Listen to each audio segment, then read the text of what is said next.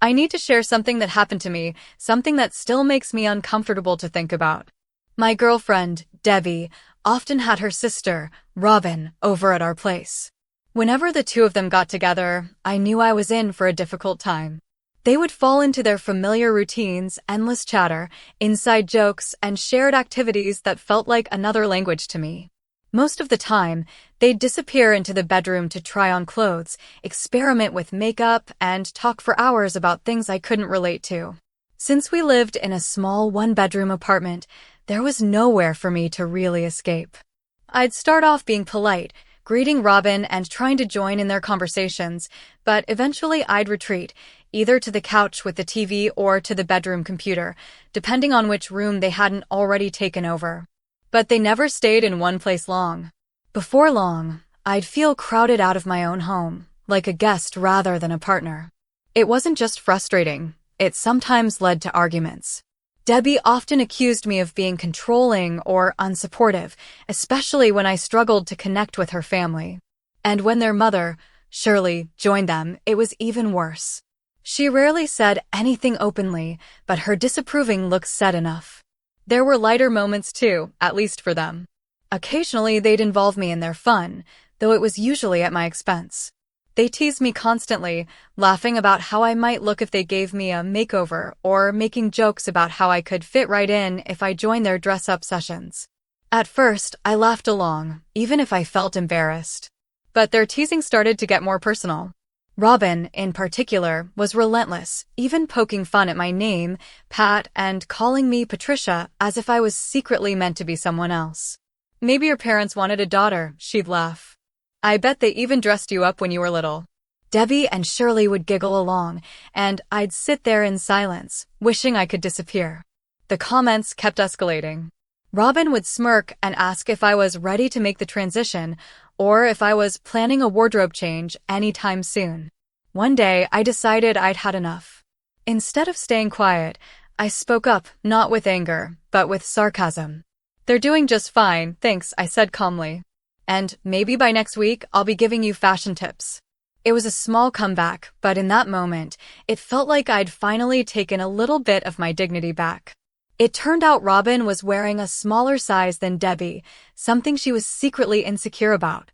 Debbie had once told me that Robin hated the idea of anyone, especially a man, looking more well-endowed than her. That was probably why she targeted me so much and why I thought I could finally turn the tables. "Oh? Getting curious, are you, Patricia?" Robin teased, clearly enjoying my discomfort. "Do you want to know my size so you can match it? Maybe I should lend you one to try." Her words hit their mark. I should have let the moment pass, but I was too tired of the constant mockery. "Bras aren't such a big deal," I snapped back. "If men wore them, they wouldn't make such a fuss about it." That only made things worse. With Debbie and Shirley egging her on, Robin decided to put my words to the test, and, before I knew it, they had convinced me to try one on. It was one of Debbie's old ones, soft and pastel-colored, with more detail and care than I'd ever noticed before. The fabric felt unexpectedly smooth against my skin, and to my surprise, it changed the way I looked. When Debbie handed me a fitted top to wear over it, along with a few accessories, the reflection staring back at me from the mirror was almost unrecognizable. I stood there in stunned silence. With the clothes, the jewelry, and even the way they had coached me to stand, I really did look more like Patricia than Pat. It was embarrassing, but also strangely mesmerizing. Even my usual jeans somehow fit the look, though they didn't stay on for long. Before I knew it, they had swapped them out for something softer and more delicate than anything I had worn before. They adjusted how I held myself, showing me how posture and small details could change the way my body appeared, and burst into laughter as I awkwardly tried to mimic their poses. The room was filled with teasing, giggling, and playful remarks, but underneath it all was a growing sense of unease. What started as a cruel joke was beginning to feel like something far more complicated. I was stunned. I never realized how easily someone could be transformed, not just in appearance, but in how they felt. The soft fabric brushing against my legs was strangely comforting, and each new layer of clothing seemed to change the way I moved and thought. Soon, I was standing in a pair of borrowed heels, taller than I'd ever been, and somehow that made the experience feel even more surreal. Things had gone much further than I'd ever expected, and yet, deep down, I couldn't deny that a part of me was curious, maybe even enjoying it. Once the outfit was complete, Debbie and Robin moved on to makeup. Brushes swept across my face with practiced precision, adding color and shaping features I had never paid much attention to before. Layers of eyeliner and mascara framed my eyes, transforming the way I looked at the world and how the world might look back at me. A bright shade of lipstick followed, and though I had never imagined myself wearing something like it, the smooth texture and the way it completed the look left me speechless. They even dabbed a touch of perfume on my neck, and the subtle scent seemed to complete the transformation from the inside out. "Sit down, Patricia. Let's finish your nails," Robin said. Without thinking, I tucked my skirt under myself as I sat, placing my hands neatly in front of me. My movements felt instinctive, delicate, even, and I couldn't help but wonder how a few pieces of clothing and some makeup could influence the way I carried myself so completely. While Robin and Shirley worked on my nails, Debbie appeared with a long, blonde wig. I watched, almost mesmerized, as she brushed it out before placing it gently on my head. It was the final piece, and when they turned me toward the mirror, I barely recognized the reflection staring back. The person looking back wasn't Patrick anymore. It was Patricia, confident, graceful, and entirely unfamiliar. She tilted her head gently, watching her hair sway with emotion. She turned side to side, taking in the image from every angle. She even stood taller, straighter, as though the reflection itself demanded a new kind of presence. And then, overwhelmed by a rush of emotion she couldn't explain, she softly began to cry. The next few days were a blur of emotions. Debbie had initially taken my tears as a sign of regret and gently offered to let me change back into my regular clothes. But Robin was quick to intervene. "See? I knew Patricia wouldn't last a single day living the way we do," she teased. "Men always think it's easy, until they have to walk a mile in our shoes." Even Shirley chimed in. "If you let him back out now, Debbie, he'll never take responsibility the next time something like this happens. You've got to let him follow through." "It's okay," I said quietly, dabbing at my eyes and trying not to smudge my makeup. Deep down, I wasn't crying out of regret, I knew that much. Part of me didn't want the experience to end just yet. I wanted to understand it fully. "I can do this," I said at last. "For as long as it takes." Of course, no one had defined how long that would be. What had started as a simple dare to try on one item of clothing had turned into a full transformation, and I had no idea when or if it would end. I didn't dare bring up the subject myself, afraid that doing so would feel like admitting defeat. And I doubted Robin, who had always been my harshest critic, would ever willingly let me go back to my usual wardrobe. It felt like I was stuck between two worlds, uncertain which one I belonged to. And yet, strangely, I wasn't panicking. Patricia, the version of me I saw in the mirror, seemed perfectly at ease. She knew how to move in a skirt, how to bend gracefully, how to walk in heels as if she'd done it all her life. It was as though another person had quietly taken over. The others interpreted this new composure as me putting on a brave face. That misunderstanding gave me room to experiment, to act as feminine as I liked without the usual self-consciousness weighing me down. By the end of the day, however, I was relieved to finally kick off the heels and rest my aching feet. Debbie reassured me that it was all part of the experience, and she even handed me a pair of soft slippers, a small comfort after a long day of trying to live someone else's routine. I was a little sad to change out of the outfit I'd grown unexpectedly fond of, but Debbie insisted that one piece of the ensemble should stay, a symbolic reminder of the journey I had started. I didn't argue. Truthfully, I was exhausted, emotionally and physically, and needed her support more than ever. Washing off the makeup felt anticlimactic, like I was erasing a version of myself I had only just begun to understand.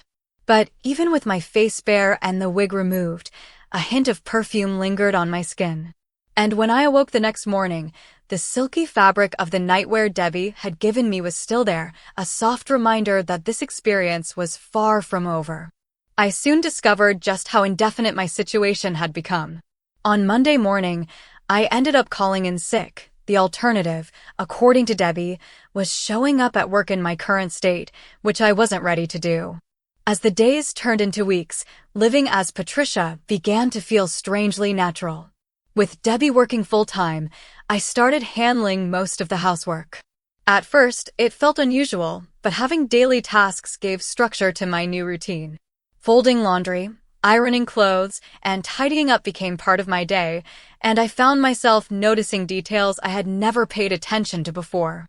The colors, the textures, the designs, all of it gave me a deeper appreciation for clothing as more than just something to wear. Sometimes, curiosity got the better of me, and I would try on pieces in secret, marveling at how they changed not just my appearance, but how I felt. Debbie even called my workplace again to say I'd be away longer, giving me time to continue this unexpected experiment. Robin visited often, determined to broaden my education, as she put it.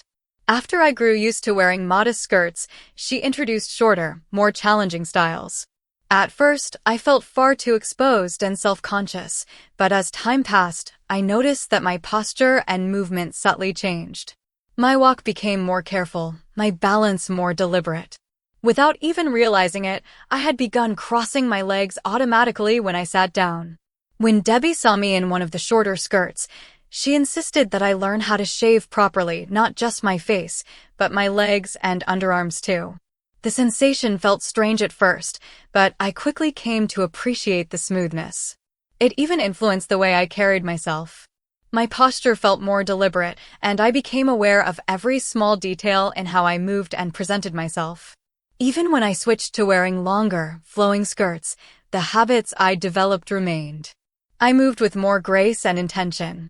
I enjoyed how the fabric swayed as I walked, and sometimes I'd even give the skirt a small spin, just to see it fan out around me.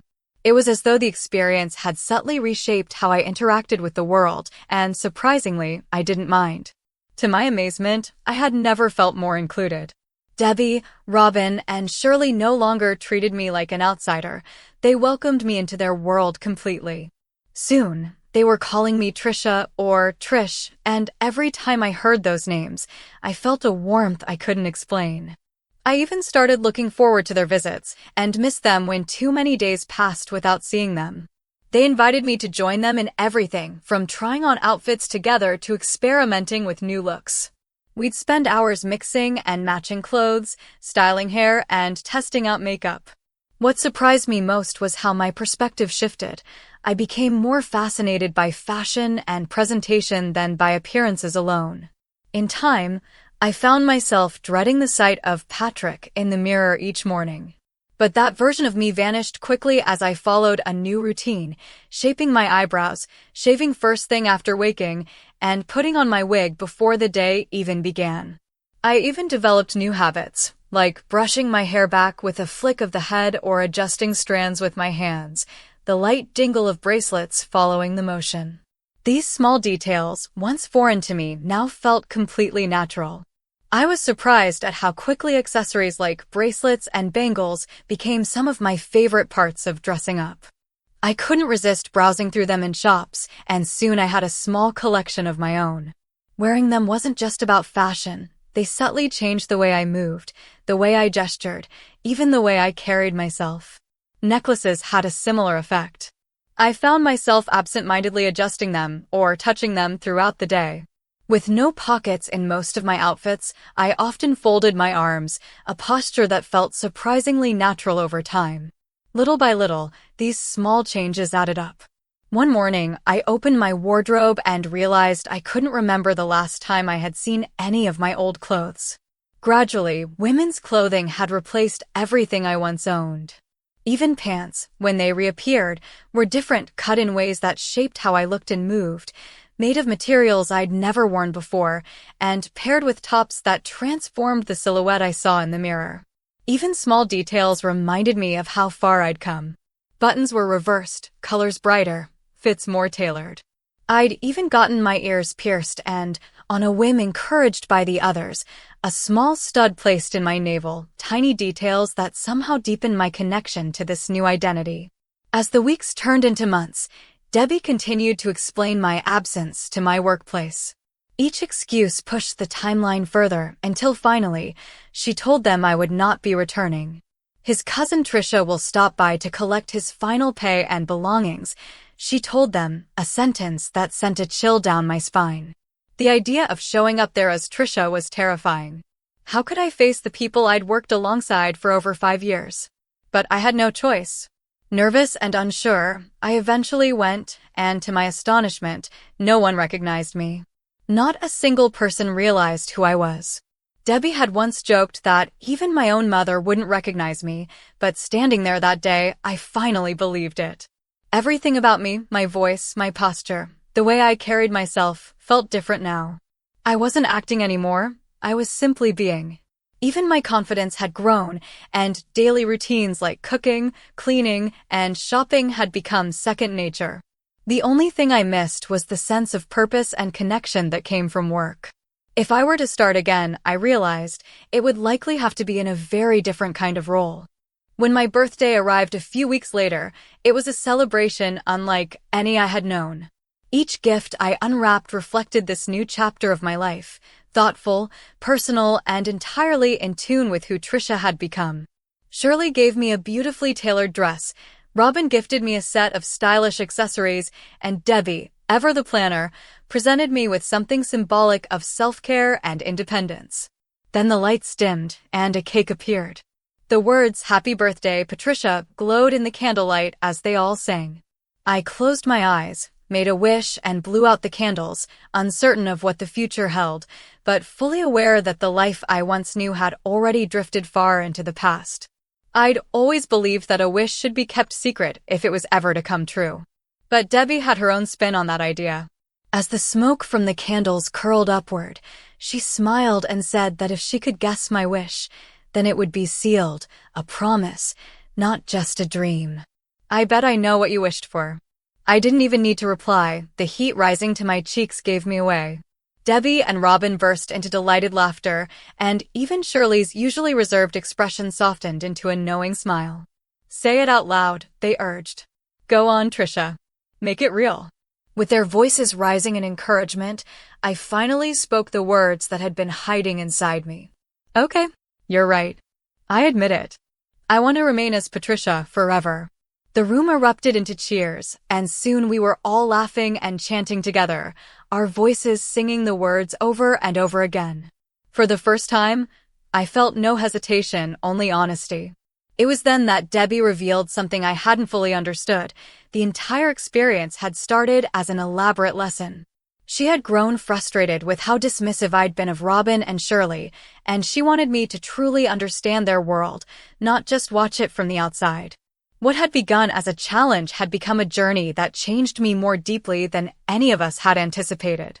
But here was the most surprising part.